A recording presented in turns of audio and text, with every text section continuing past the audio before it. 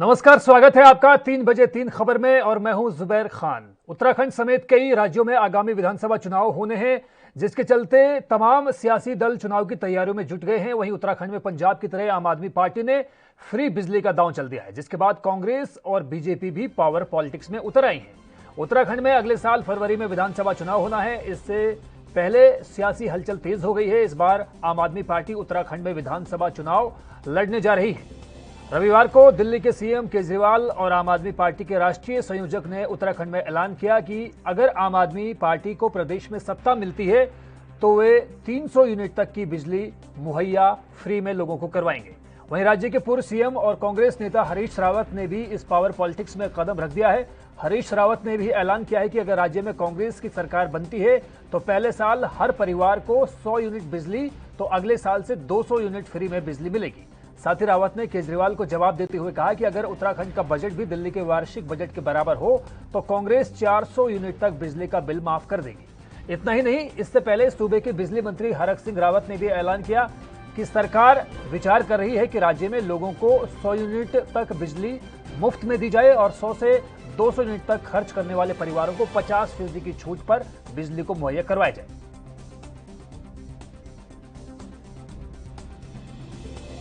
तो आप देख सकते हैं कि उत्तराखंड में लगातार बिजली को लेकर जो है पॉलिटिक्स शुरू हो चुकी है। आम आदमी पार्टी के मुख्यमंत्री अरविंद केजरीवाल ने जैसे ही बिजली मुफ्त करने का ऐलान किया, उसके बाद में राज्य के पूर्व मुख्यमंत्री हरीश रावत ने भी बड़ा ऐलान कर दिया। उन्होंने कहा कि अगर उनकी सरकार बनती है तो वो भी लोगों को मुफ्त बिजली देंगे। साथ ही बिजली मंत्री हरक सिंह रावत ने भी ऐलान किया है कि राज्य में लोगों को 100 यूनिट तक मुफ्त बिजली और 100 से 200 यूनिट तक खर्च करने वाले परिवारों को 50% की छूट पर बिजली मुहैया करवाई जाए। यानी राज्य में पावर पॉलिटिक्स शुरू हो गई है, लेकिन इसकी शुरुआत हुई है बिजली को लेकर। हालांकि जिस तरह से अब नेताओं की बयानबाजी का दौर शुरू हो चुका है, उससे स्पार्किंग होना तय है। जिस तरह से जिलेक्टरिंग हो रही है उससे स्पार्किंग होना तय है। मुख्यमंत्री दिल्ली के जो है अरविंद केजरीवाल, उन्होंने एक दिवसीय दौरा किया था। राजधानी देहरादून वो पहुंचे थे और वहां पर उन्होंने ऐलान किया था कि अगर उनकी सरकार आती है तो उत्तराखंड वासियों को दिल्ली की तर्ज पर ही मुफ्त में बिजली दी जाएगी।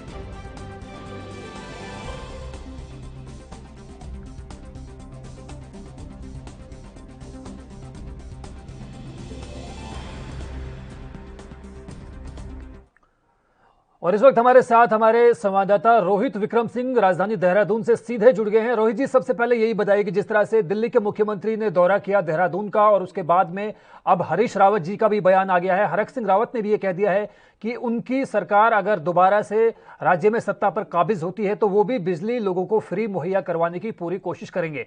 तो ये पावर पॉलिटिक्स का गेम जो शुरू हुआ है, ये बिजली पॉलिटिक्स से शुरू हुआ है दरअसल, क्या कहेंगे आप?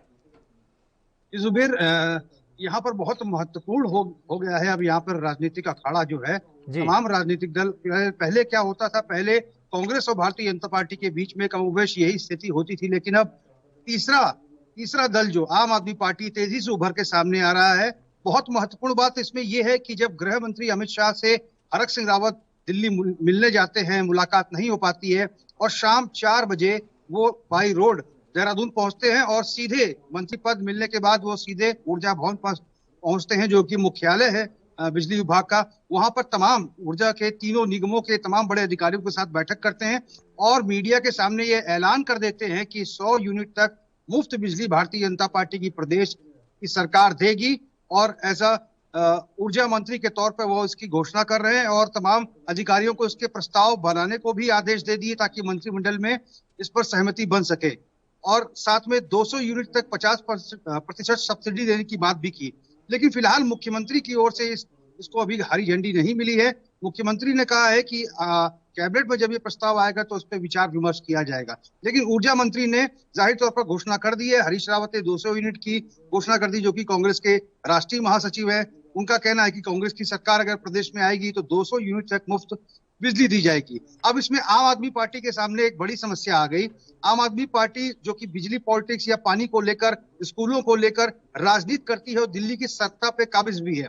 अब समस्या यहाँ पर राजनीतिक ये आ गई कि आनंद फानन में आम आदमी पार्टी के जितने भी कार्यकर्ता थे उनको शनिवार को मुख्यमंत्री आवास कूच करना पड़ा और वो सबके हाथ में एक ही स्लोगन था कि 300 यूनिट तक मुफ्त बिजली जो है उत्तराखंड की जनता को दिया जाए। और रविवार को एकदम आनंद फानन में जिस तरह से दिल्ली के मुख्यमंत्री और आम आदमी पार्टी के राष्ट्रीय संयोजक अरविंद केजरीवाल पहुंचते हैं और वो घोषणा कर देते हैं कि 300 यूनिट तक मुफ्त बिजली जो है उत्तराखंड की जनता को दी जाएगी। किसानों का बिजली का बिल माफ किया जाएगा, पुराने पेंडिंग बिल पूरी तरह से माफ कर दिए जाएंगे और नए सिरे से इसकी शुरुआत की जाएगी। तो समझा जा सकता है कि बिजली को लेकर जो ये पॉलिटिक्स हो रही है ये गहमाती जा रही है और आम आदमी पार्टी के जो राष्ट्रीय संयोजक अरविंद केजरीवाल हैं उनकी तरफ से ये भी घोषणा कर दी गई है कि अब वो हर महीने आएंगे और हर एक नए मुद्दे को लेकर आएंगे। उन्होंने कहा है कि अगली बार रोजगार के मुद्दे को लेकर आया जाएगा। तो जाहिर तौर पर जो ये बिजली की पॉलिटिक्स है, पावर पॉलिटिक्स है, ये ऊर्जा प्रदेश उत्तराखंड पे फिलहाल हावी होती नजर आ रही है। रोहित जी, मैं ये भी जानना चाहूंगा आपसे, आप ग्राउंड जीरो पर मौजूद हैं, लोगों की क्या प्रतिक्रियाएं नजर आ रही हैं? क्योंकि चुनाव से पहले आमतौर पर देखा जाता है कि नेताओं की ओर से बयानबाजी होती है, दावे किए जाते हैं, लेकिन खास तौर पर जिस तरह से एक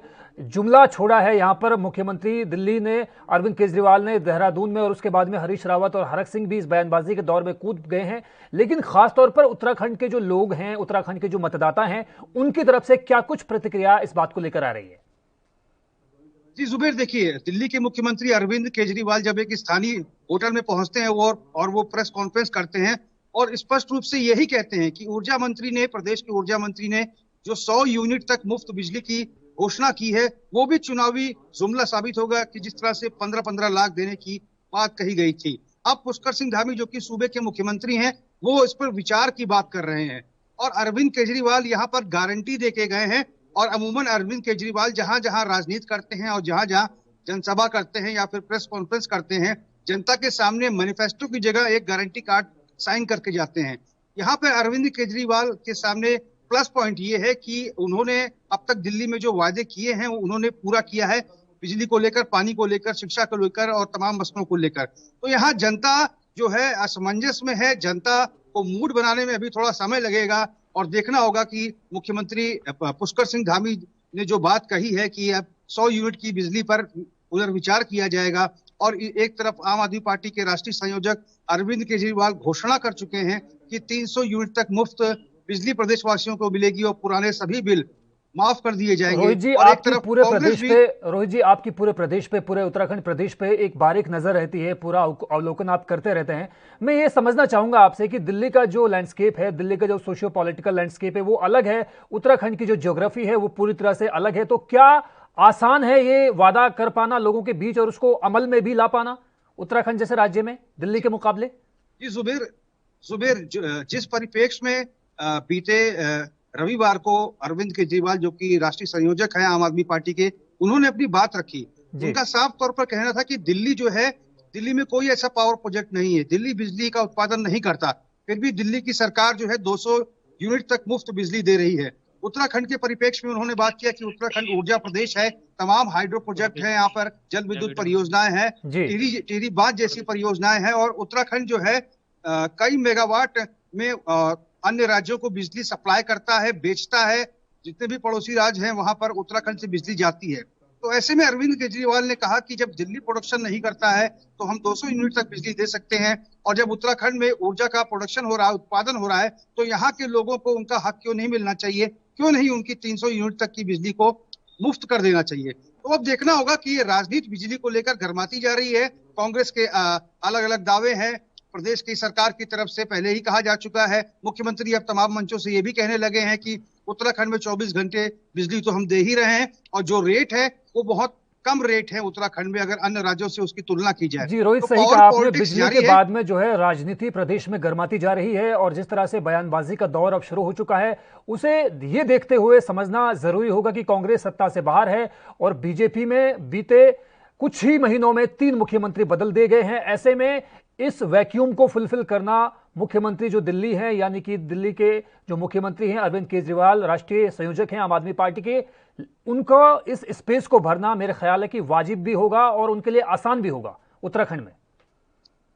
जी जाहिर तौर पर जुबेर, जिस तरह से देखा जाए तो उत्तराखंड में एक एक ट्रेंड चलता आया है। कभी कांग्रेस की सरकार बनती है, फिर बीजेपी की सरकार बनती है, फिर कांग्रेस की बनती है, फिर जी बीजेपी की बनती है। ऐसा 20 वर्षों में नहीं हुआ कि किसी सरकार ने अपना कार्यकाल जो है रिपीट किया हो। तो ऐसे में आम आदमी पार्टी जो है पिछले 2-3 साल से अपनी सक्रिय भूमिका निभा रही है। हमने बीते तमाम महीनों में देखा कि दिल्ली के जो उप मुख्यमंत्री है मनोज सिसोदिया, उनका लगातार उत्तराखंड आवागमन रहता है। और इस बार दिल्ली के मुख्यमंत्री और राष्ट्रीय संयोजक अरविंद केजरीवाल का आना ये बहुत मायने में राजनीतिक लिहाज से महत्वपूर्ण हो जाता है। और जी। उन्होंने ये भी वादा किया है कि वो हर महीने दिल्ली से देहरादून आएंगे।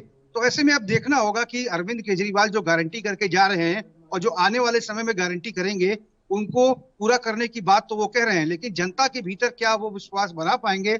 लेकिन उनके पास एक बेनिफिट ये है कि दिल्ली में जो उन्होंने वादे किए थे, उनमें से अधिकांश वादों को उन्होंने पूरा किया है। ये बेनिफिट आम आदमी पार्टी के पास जी फिलहाल रोहित, ये तो बात दिखता सही नजर है आ रहा कि है। जो चुनाव होंगे उसके बाद में जो नतीजे आएंगे और उन नतीजों के बाद में जो सारी तस्वीर सामने होगी, उसी से ये साबित हो पाएगा, पता लग भी पाएगा कि आम आदमी पार्टी के पास कितना बड़ा जनाधार है।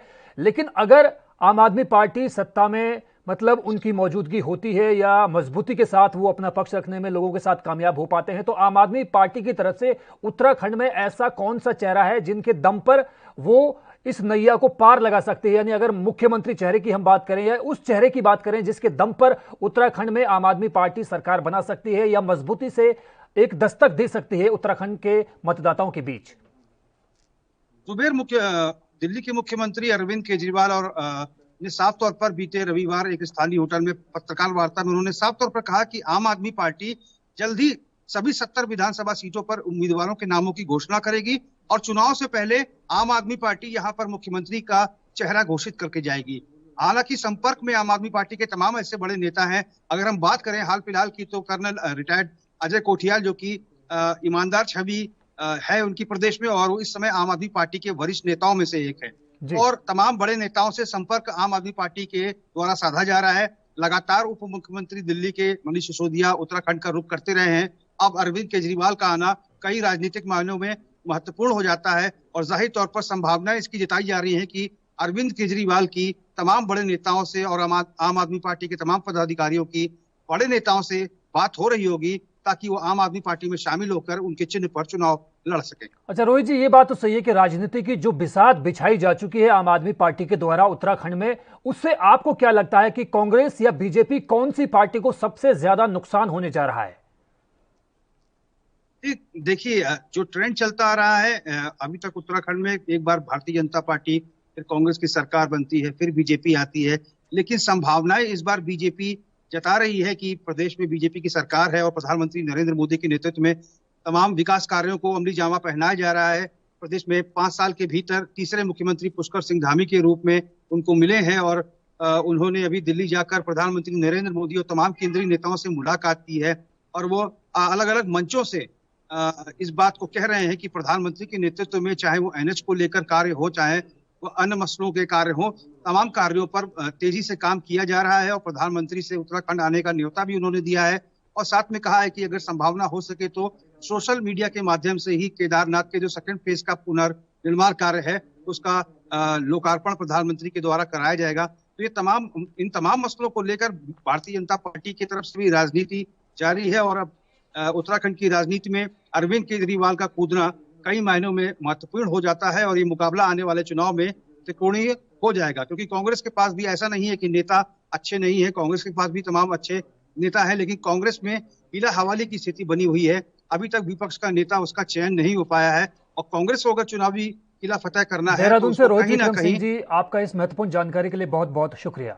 तो उत्तराखंड में लगातार पावर पॉलिटिक्स का जो गेम है वो शुरू हो चुका है, बिजली के ऊपर राजनीति शुरू हो चुकी है। मुख्यमंत्री दिल्ली अरविंद केजरीवाल ने जिस तरह से देहरादून में बयानबाजी की थी कि अगर उनकी सरकार बनती है तो राज्यवासियों को वो मुफ्त में बिजली मुहैया करवाएंगे, जिस तर्ज पर दिल्ली वासियों को मुफ्त में बिजली और पानी की सहूलियत मुहैया करवाई जा रही है, उसी आधार पर उत्तराखंड वासियों के लिए भी आम आदमी पार्टी की सरकार अगर बनती है तो फ्री में तमाम चीजें मुहैया करवाई जाएंगी। उसके बाद में हरीश रावत ने भी फ्री में बिजली देने का ऐलान किया है और अब बिजली मंत्री हरक सिंह रावत ने भी ये कहा है कि अगर वो आते हैं, यानी कि सरकार में दोबारा वो काबिज होते हैं, तो उनकी भी पूरी कोशिश रहेगी कि उत्तराखंड वासियों को फ्री में बिजली और पानी मुफ्त करवाया जाए।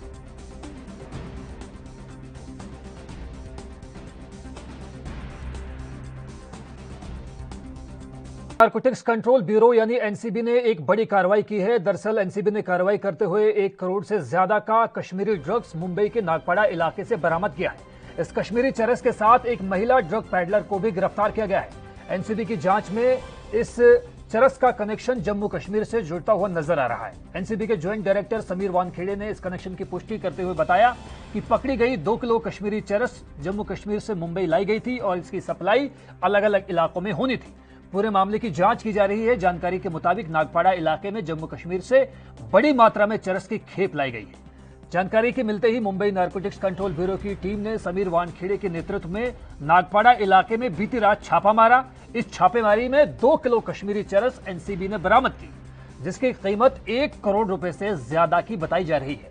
इस मामले में मुंबई नारकोटिक्स कंट्रोल ब्यूरो ने एक महिला ड्रग पैडलर को गिरफ्तार किया है और उससे लगातार पूछताछ की जा रही है।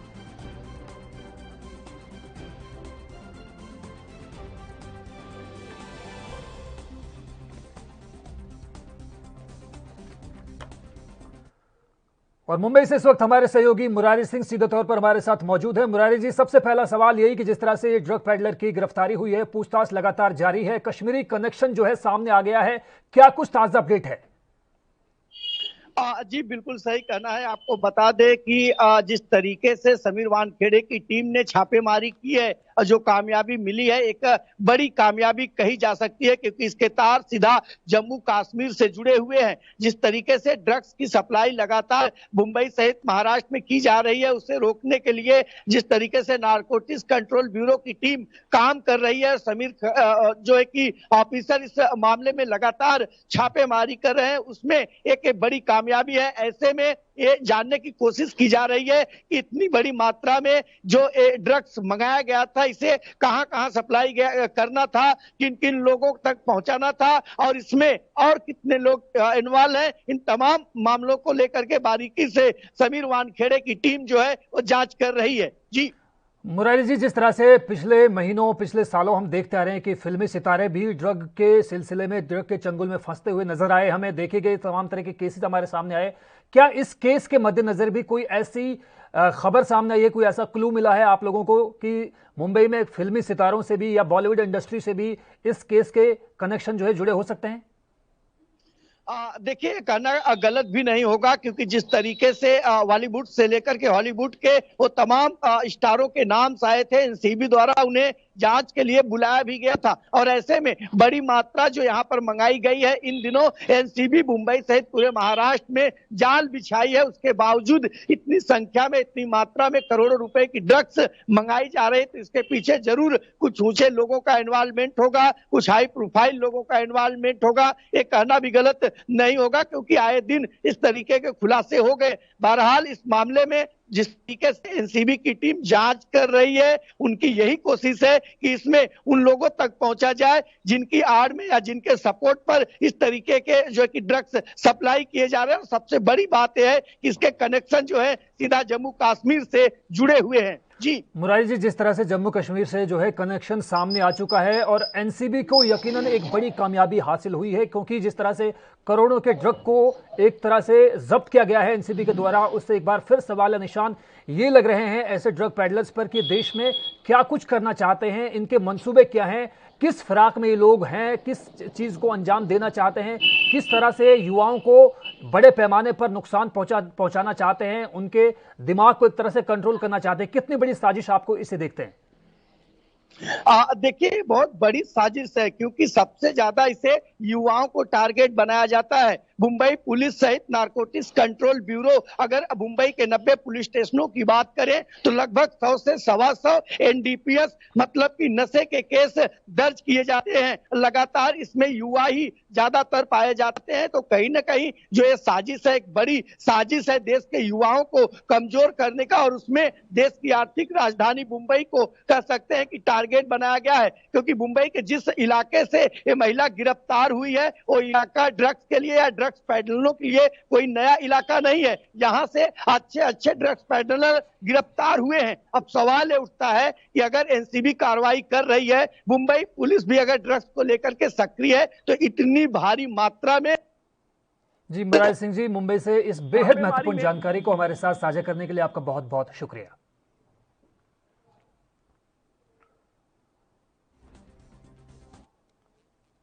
देश भर में कोरोना का कहर लगातार जारी है। हालांकि राजधानी दिल्ली में कोरोना नियमों के उल्लंघन के चलते जनपद मार्केट को बंद किया गया है। अगले आदेश तक ये मार्केट बंद रहेगी। एनडीएमसी और एसएचओ कनॉट प्लेस को तत्काल प्रभाव से आदेश का पालन कराने के निर्देश दिए गए हैं। ये आदेश नई दिल्ली के जिलाधिकारी और डीडीएमए के चेयरमैन की मंजूरी के बाद दिए गए हैं। इससे पहले रविवार को दिल्ली के चर्चित सदर बाजार को भी प्रशासन ने 3 दिनों के लिए बंद करने का ऐलान किया था। प्रशासन ने पाया था कि यहां लोगों की काफी भीड़ जुट रही है। लोग कोरोना नियमों का पालन नहीं कर रहे हैं, कोरोना नियमों की धज्जियां उड़ा रहे हैं, उनका मखौल उड़ा रहे हैं, जिसके बाद सदर बाजार के 12 टोटी चौक से लेकर मार्केट इलाके को 3 दिनों के लिए बंद करने का फैसला लिया गया। सेंट्रल दिल्ली प्रशासन ने 10 जुलाई की रात 10 बजे से 13 जुलाई की रात 10 बजे तक सदर बाजार के इस हिस्से को बंद करने के आदेश दिए थे। दिल्ली में कोरोना के मामलों में कमी के बीच धीरे धीरे गतिविधियों को इजाजत दी जा रही है, लेकिन आम जनता कोरोना को लेकर बेपरवाह भी नजर आ रही है। ये पहली या दूसरी बार नहीं है जब दिल्ली में कोरोना नियमों की अनदेखी के चलते मार्केट बंद की गई है। हाल ही में पुरानी दिल्ली के मशहूर सदर बाजार की रुई मंडी को भी बंद करने का आदेश इस तरह की घटनाओं को देखने के बाद किया गया था।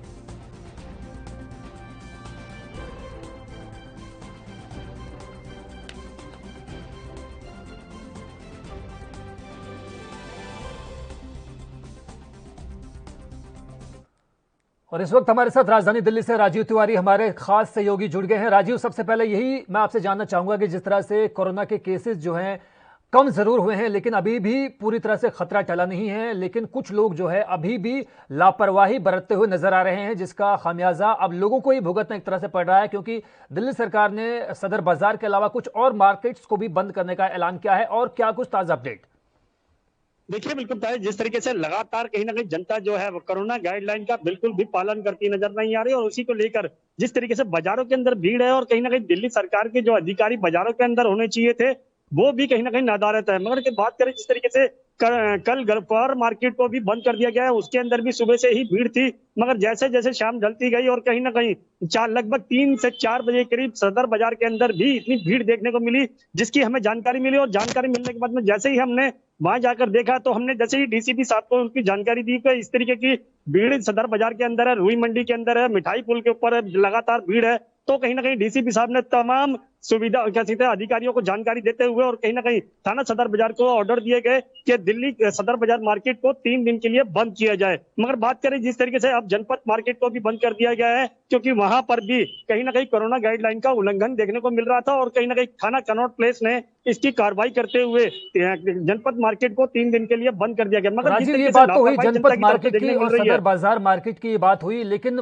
दिल्ली में और भी कई बाजारों से इस तरह की भीड़ सामने आई, चाहे हम लाजपत नगर मार्केट की बात करें, कमला नगर मार्केट की बात करें, साउथ एक्सटेंशन मार्केट की बात करें, इन तमाम तरह के बड़े बाजारों से भी लोगों की भीड़ की तस्वीरें जो है लगातार वायरल हो रही है। क्या वहां पर भी प्रशासन ने कोई एक्शन लिया है?